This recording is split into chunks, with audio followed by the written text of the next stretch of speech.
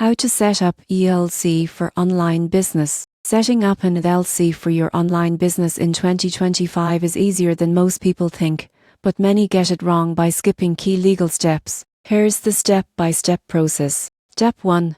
Choose your state. Each state has different fees, tax rules, and filing requirements. Most people overlook this, but choosing the right state can save money and simplify compliance. Step 2. Pick a business name and check availability. The name must be unique and comply with your state's rules. You won't believe what happens next. Some names are rejected even if a website domain exists, so check both. Step 3. File articles of organization with your state.